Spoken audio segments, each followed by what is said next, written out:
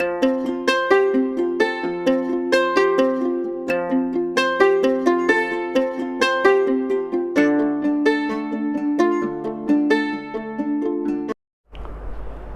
दोस्तों, कैसे हैं आप। आशा करता हूं कि आप बहुत अच्छे होंगे। मैं हूं आपके साथ ज्योतिषाचार्य हेमंत शास्त्री। दोस्तों, प्रथमम शैलपुत्री च, द्वितीयम ब्रह्मचारिणी, तृतीयम चंद्र घंटेति, कूष्मांडेति चतुर्थकम, पंचमम स्कंदमातेति, षष्ठम कात्यायनीति च, सप्तमम कालरात्रिति, महागौरीति चाष्टमम। जी हाँ दोस्तों, अष्टम दिवस महागौरी माँ का दिन, नवम दिवस नवदुर्गा माँ का। जैसा कि हम प्रत्येक दिन में हमने देखा कि माँ की पूजा करके हम कौन कौन से अपनी जन्मपत्री के दोषों को, ग्रहों को प्रसन्न कर सकते हैं इस नवरात्र में। तो आज अष्टम दिवस में हम जानेंगे कि माँ महागौरी का वह रूप जिनकी पूजा करके हम अपने जन्मपत्री में राहु देव को प्रसन्न कर सकते हैं। राहु देव तो नहीं कहेंगे, राहु ग्रह ही कहा जा सकता है। तो राहु को हम अपने जीवन में प्रसन्न कर सकते हैं। छोटी सी कथा आपको बताना चाहूँगा कि महागौरी माँ का नाम कैसे पड़ा।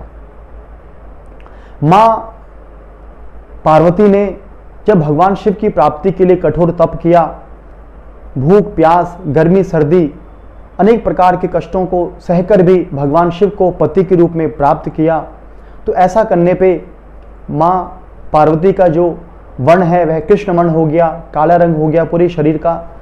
तो भगवान शिव की जब उनको प्राप्ति हो गई तो भगवान शिव ने प्रसन्न होकर माँ पार्वती के रूप को फिर से श्वेत वर्ण में, सफ़ेद रंग में कर दिया। और उस श्वेत रंग के, उस श्वेत वर्ण के कारण ही माँ का जो नाम है वह महागौरी पड़ा।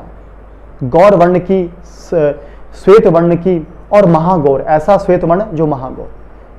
तो इस प्रकार से अगर आपके जीवन में किसी प्रकार के कष्टों से आपका जीवन छिन्न भिन्न किसी प्रकार से नष्ट हो गया हो, कहीं कोई आशा जीवन में ना बची हो, तो निश्चित रूप से आप माँ की शरण में आए। माँ ही एक ऐसी शक्ति है जो अपने बालक को हर प्रकार के कष्टों से, हर प्रकार के दुखों से निकाल लेती है।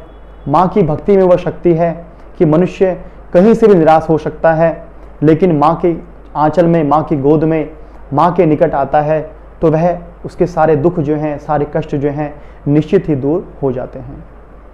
यह तो जगत की माँ है। जब खुद की माँ के पास जाके सब दुख कष्ट दूर हो जाते हैं, तो जो जगत की माँ है उनके पास जाके क्यों नहीं आपके दुख और कष्ट दूर नहीं होंगे। अवश्य ही आपके दुख और कष्ट जो हैं माँ के शरण में आके दूर हो जाएंगे। तो दोस्तों, अगर आपके जन्मपत्री में आप राहु दोष से परेशान हैं, राहु दोष जैसे कि काल सर्प योग के रूप में भी जाना जाता है। अगर आपकी जन्मपत्री में काल सर्प योग बना है, राहु केतु के अंदर ही सारे ग्रह हैं, या फिर आपकी कुंडली में राहु से संबंधित कोई भी परेशानी है, कोई ग्रहण योग है, या फिर चांडाल योग बना है, या फिर कालसर्प योग तो मैंने आपको बताया ही। इस प्रकार से राहु से संबंधित या उसकी दशा अंतरदशा में आप किसी प्रकार के कष्टों से परेशान हैं, तो निश्चित रूप से आप माँ के शरण में आ जाएं। और विशेष करके अष्टम दिन में आप महागौरी माँ की पूजा करें। एक छोटा सा मंत्र आपको और मैं बताना चाहूँगा कि या देवी सर्वभूतेषु महागौरी रूपेण संस्थिता, नमस्तस्यै नमस्तस्यै नमस्तस्यै नमो नमः। इस मंत्र का आप 108 बार जाप करें और माँ की भक्ति भावना से, जिस प्रकार से पूजा करते हैं उस भक्ति भावना से माँ की पूजा करें। हाथ में जल लेके संकल्प के साथ, और कन्या का पूजन कर दें और गौ माता को कुछ अर्पण कर दें। इतनी ही संचित विधि से अगर माँ को पुकारते हैं, माँ की पूजा करते हैं, तो निश्चित मानिए राहु से संबंधित कोई भी दोष आपकी जन्मपत्री में है तो उन दोषों का शमन होना शुरू हो जाता है। इस प्रकार अगर आप महागौरी माँ की पूजा करते हैं तो निश्चित मानिए राहु आपका शांत होना शुरू हो जाएगा। राहु दोष की शांति के लिए अष्टम दिवस में महागौरी माँ की पूजा करें। इसी के साथ आज की वीडियो में इतना ही। जय माता दी दोस्तों।